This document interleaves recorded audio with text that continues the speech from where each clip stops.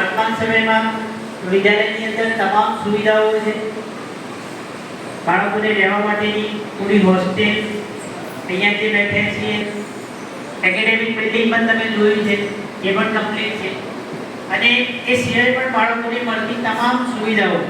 કદાચ કેટલાક બાજુ એવા પણ હશે કે એમના બાળકો આગળના કોઈ ક્લાસોમાં કે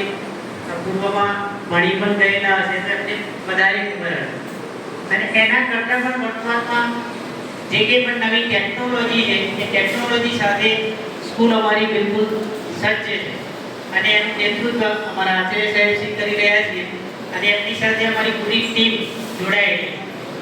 છે। એટલે તમારા બાળકના સંદર્ભમાં, એના અભ્યાસના સંદર્ભમાં, એના રહેવાના સંદર્ભમાં સાહેબે જે વાત કરી કે લગભગ કોઈ સમસ્યા નથી, પણ છતાંય આપણે જ્યારે પરિવારની અંદર જોડાતા હોઈએ ત્યારે સ્વાભાવિક છે કે ક્યાંક નાની નાની સમસ્યાઓ, નાની નાની બાબતો બાળકો દ્વારા તમને કહેવામાં કે તમારા સુધી પહોંચશે કે આજે મને આને થોડું મારી દીધું, આજે જમવામાં આવું હતું। સ્વાભાવિક છે આપણા ઘરે પણ ક્યારેક બની જતું હોય હે ને કે ઘરમાં 5 માણસો હોઈએ તો પાછળની જીભને અનુકૂળ તો કંઈ જમવાનું બનતું